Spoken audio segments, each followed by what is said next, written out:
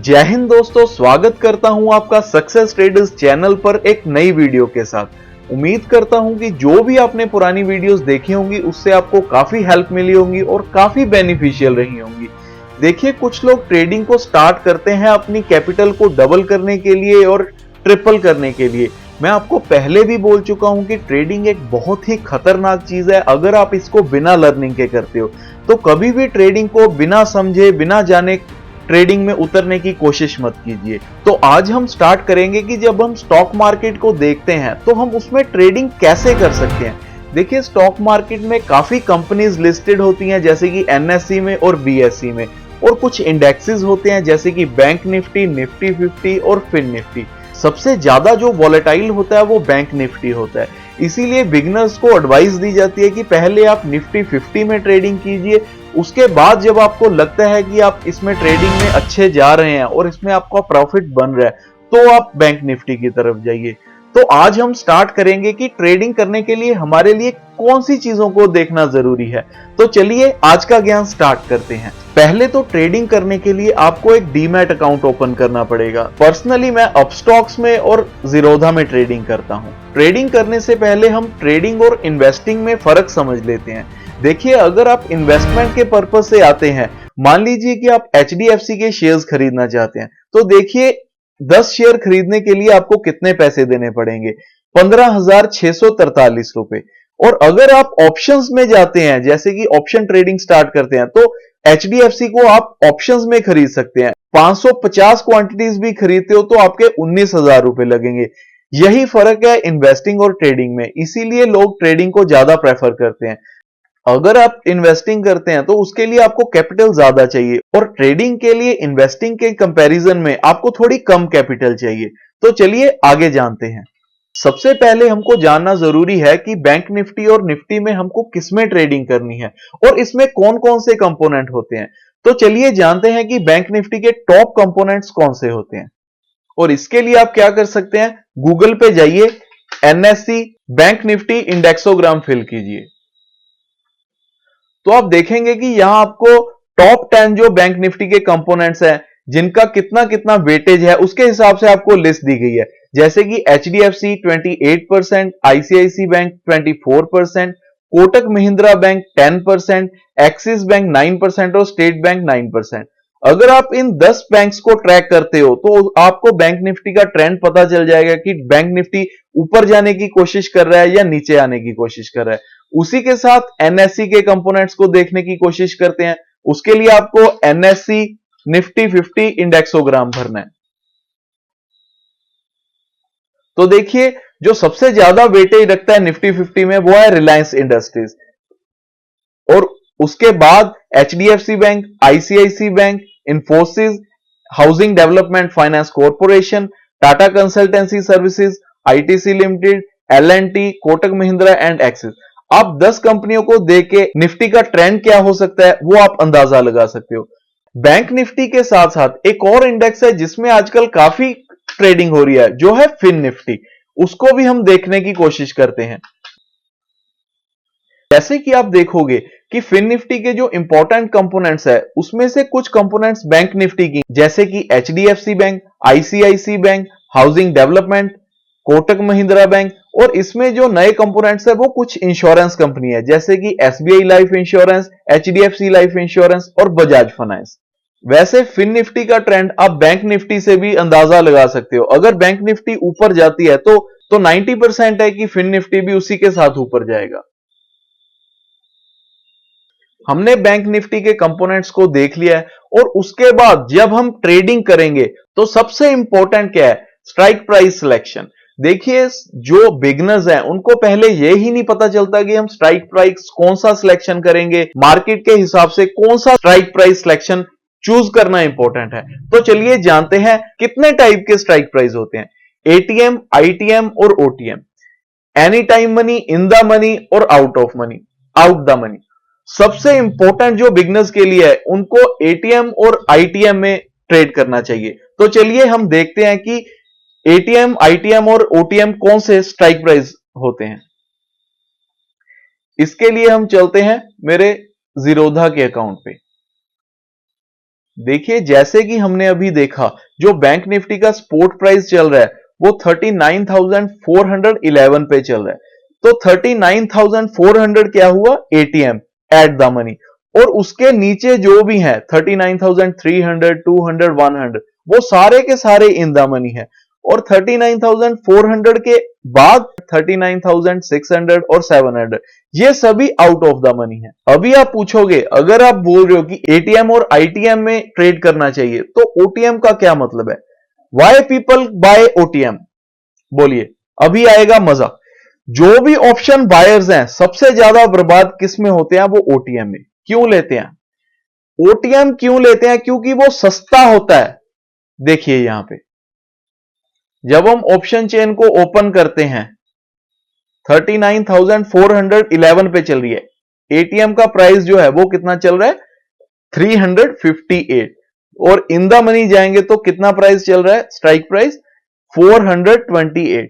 और अगर हम ओटीएम में जाते हैं जैसे कि 39,800, कितना चल रहा है, 162, बिल्कुल इसका आधा। अगर और ओटीएम जाएंगे तो 39,900 का प्राइस क्या चल रहा है, 136। सस्ता जो भी बिगनर ट्रेडर होते हैं उनके पास कैपिटल कम होती है और वो ओटीएम खरीद लेते हैं। देखिए ओटीएम खरीदने का भी टाइम होता है, जैसे कि हम थर्सडे एक्सपायरी को ओटीएम ले सकते हैं, वो भी कुछ टर्म एंड कंडीशंस के साथ, उसको हम बाद में देखेंगे। पहले हम देखेंगे कि ओटीएम क्यों नहीं खरीदना चाहिए। देखो जो भी आप ओटीएम लोगे एक्सपायरी वाले दिन सब, क्योंकि एक्सपायरी वाले दिन ओटीएम को जीरो होना है, उसमें प्रीमियम डीके सबसे ज्यादा होता है, इसलिए हम ओटीएम को नहीं खरीदते हैं। देखिए ये जो आप देख रहे हो 40,000 का 100, अगर मार्केट 40,000 तक ना आके 39,300, 39,200 पे चली जाती तो ये थर्सडे को जीरो हो जाएगा। इसीलिए हम ओटीएम नहीं खरीदते हैं। मान लो कि आपने आज ओटीएम खरीद लिया 40,000, 40,000 का 106 प्राइस, अगर मार्केट कल गैप अप होता है तो आपका ये 150 तक चला जाएगा, डबल हो जाएगा। पर अगर मार्केट कल गैप डाउन ओपन होता है तो ये 100 वाला आपका 50 हो जाएगा, 40 हो जाएगा। अगर आप एटीएम खरीदते हो 49,400, 358 का, अगर गैप डाउन भी गया तो ये 250 के ऊपर ही रहेगा, आधा नहीं होगा। इसीलिए हमको जब भी ट्रेडिंग करनी है तो हमको एटीएम या आईटीएम ही खरीदना है, ओटीएम कभी नहीं खरीदना। तो चलिए उम्मीद करता हूं कि स्ट्राइक प्राइस सिलेक्शन करना आपको अच्छे से आ गया होगा। तो जो हमारा नेक्स्ट स्टेप है वो है ट्रैक ग्लोबल मार्केट। तो चलिए देखते हैं कि ग्लोबल मार्केट को कैसे ट्रैक। आपको सीधा गूगल पे जाके सर्च करना है investing.com। वहां पे जब हमारी मार्केट चल रही होगी तो आपको इंडाइसिस फ्यूचर्स पे जाना है।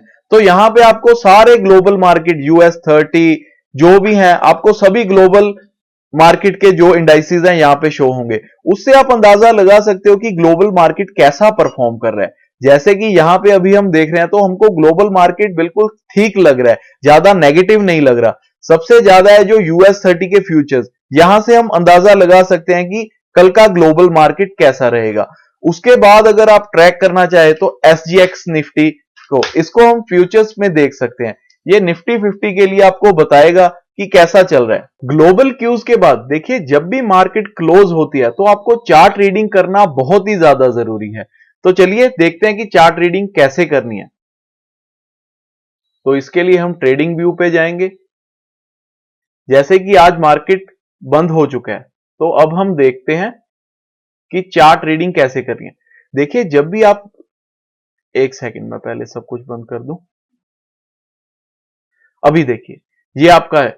देखिए सबसे पहले आपको चार्ट रीड करने के लिए देखना है कि एक दिन का आपको डाटा लेना है। जैसे कि आज है 14 मार्च, तो यहां से आज की देखिए, आज पहले तो मार्केट थोड़ा सा गैप डाउन ओपन हुई, उसके बाद फिर से नीचे गई, उसके बाद फिर से ऊपर आई। यहां 5 मिनट में ही 39,328 से 39,772। इसीलिए बोलते हैं कि पहले जो बिगिनर्स हैं उनको बैंक निफ्टी में ट्रेड नहीं करना चाहिए, क्योंकि बैंक निफ्टी बहुत ही ज्यादा वॉलेटाइल होती है। 5-10 मिनट में ही 200-300 पॉइंट ऊपर नीचे होती रहती है। तो आपको पहले कैंडल्स को देखना है, कहां पे रेजिस्टेंस है, कहां पे सपोर्ट ले रहा है, कहां से कैंडल बन रही है, कौन सी कैंडल बन रही है, कौन सी कैंडल बनने के बाद मार्केट नीचे जा रही है, कौन सी कैंडल बनने के बाद मार्केट ऊपर जा रही है। तो ये सब आपको देखना पड़ेगा। चार्ट रीडिंग आपको रोज करना पड़ेगा। और अभी हम चेक करते हैं निफ्टी को। निफ्टी बैंक निफ्टी के कंपैरिजन में कम वॉलेटाइल होता है। जैसे कि 14 मार्च का हम देखें, थोड़ा गैप डाउन होता है, फिर मतलब 2-3 कैंडल में अगर आप देखोगे 17,118 से लेकर 17,200, ये अगर आधे घंटे में जाएगी तो 50-100 पॉइंट ही ऊपर नीचे होगी। बैंक निफ्टी के तरह 200-300 पॉइंट ऊपर नीचे नहीं होगी। तो जो बिगनर्स है उनको एडवाइस दी जाती है कि सबसे पहले आप निफ्टी से स्टार्ट करें। देखिए, चार्ट रीडिंग करना आपको बहुत ज्यादा जरूरी है। चार्ट रीडिंग से ही आपको समझ आएगा कि कैंडल्स का बिहेवियर क्या है, कैंडल्स कैसे रिएक्ट करती हैं। उसी के साथ आप ग्लोबल मार्केट को भी वॉच लिस्ट में ऐड करके रखें। तो जब हम ट्रेडिंग कर रहे हैं तो बिटकॉइन को भी देखना जरूरी है। जैसे कि अभी बिटकॉइन पॉजिटिव चल रहा है, उसके साथ ही हम बैंक निफ्टी के कंपोनेंट्स को देखेंगे और निफ्टी के कंपोनेंट्स को देखेंगे। अगर आप बैंक निफ्टी में ट्रेड करना चाहते हो तो जैसे मैंने आपको बताया था कि बैंक निफ्टी के इंपॉर्टेंट कंपोनेंट्स को कैसे चेक करना है, उसको मैंने लगा रखा है। अगर आप बैंक निफ्टी के 5 कंपोनेंट्स को भी ऐड करके देखते हो तो उससे भी आपको ट्रेंड का अंदाजा हो सकता है। जैसे कि एचडीएफसी, आईसीआईसीआई, एक्सिस, एसबीआई और कोटक। अगर आप 5 बैंक्स को भी देखते हो, इनके ट्रेंड के हिसाब से भी आप बैंक निफ्टी में ट्रेड कर सकते हैं। अगर ये पांचों बैंक एक साइड में ऊपर जा रहे हैं तो आप कॉल साइड में एंट्री लोगे, मतलब आप पॉजिटिव ट्रेंड एक्सपेक्ट कर सकते हो। देखिए, अगर 5 बैंक से अगर 3 या 4 बैंक पॉजिटिव में है तो आप एक्सपेक्ट कर सकते हो कि जो आने वाला ट्रेंड है वो पॉजिटिव हो सकता है। अगर बैंक निफ्टी के 3 या 4 बैंक्स नेगेटिव में चल रहे हैं तो आप एक्सपेक्ट कर सकते हो कि आने वाला ट्रेंड नेगेटिव हो सकता है। इसी को देख के आपको ट्रेडिंग करनी है। अगर आप निफ्टी 50 में ट्रेड करना चाहते हो तो आपको Reliance, ITC, Bajaj, Infosys, L&T, TCS, थोड़ी सी जो इंपॉर्टेंट कंपनीज हैं जो टॉप 5 में है, उनको आप ट्रैक करते रहना। अगर 5 में से 4 कंपनीज भी पॉजिटिव में जा रही हैं तो आप एक्सपेक्ट कर सकते हो कि निफ्टी 50 का जो ट्रेंड है वो पॉजिटिव हो सकता है। देखिए, हमको जब भी ट्रेडिंग करनी है हमको अपनी स्ट्रेटेजीज बनानी है। किसी की स्ट्रेटेजीज को देख के नहीं ट्रेड करना कि वो बोलिंजर बैंड के साथ ट्रेड कर रहा है, हमको ये लगाना चाहिए, वो वी वैप लगा रहा है, हमको वी वैप देख के। देखिए, ये जब आप लर्निंग करते जाओगे तो आपको इनकी जो भी इंपॉर्टेंस है वो अपने आप समझ आती जाएगी। पर सबसे पहले आपको चार्ट को क्लीन रखना है। कोई भी इंडिकेटर आपको लगाने की जरूरत नहीं है। सिंपल आप वॉल्यूम को देखिए और चार्ट को लर्न कीजिए। सबसे पहले आप देखिए कि चार्ट का बिहेवियर क्या है, ये कैंडल अप डाउन कैसे करती हैं, कैसे ट्रेंड चेंज होता है, कैसे बैंक निफ्टी के जो कंपोनेंट्स है वो रिएक्ट करते हैं, कैसे बिटकॉइन रिएक्ट करता है, ग्लोबल मार्केट कैसे करते हैं, और साथ ही साथ जो डाउ जोन्स का फ्यूचर्स है वो देखना भी बहुत जरूरी है। जैसे जैसे आपको कैंडल्स का बिहेवियर समझ में आता जाएगा, कंपोनेंट्स कैसे रिएक्ट करते हैं समझ आता जाएगा, उसके साथ साथ आपको ट्रेड करना समझ में आएगा। देखिए, रैंडम सीपी बाय करना कोई बड़ी बात नहीं है, इससे आपका कभी भी प्रॉफिट नहीं होगा, आप लॉस में ही जाएंगे। अगर आपको प्रॉफिटेबल ट्रेडर बनना है तो आपको लर्निंग लेनी ही पड़ेगी, सीखना ही पड़ेगा। जो भी चीजें मैंने अभी आपको बताई हैं आप उनको प्रैक्टिस कीजिए, 1 हफ्ता 10 दिन इनको ट्रैक कीजिए जो भी मैंने बताया। उसके बाद हम नेक्स्ट स्टेप देखेंगे कि सपोर्ट और रेजिस्टेंस कैसे फाइंड आउट करते हैं, लेवल्स कैसे बनाते हैं, कैसे मार्केट रेजिस्टेंस पर आके घूम जाती है और कैसे सपोर्ट से ऊपर निकल जाती है।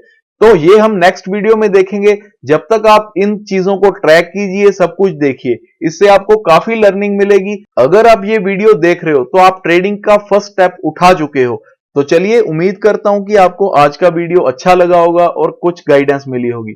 तो मिलते हैं नेक्स्ट वीडियो में। जय हिंद।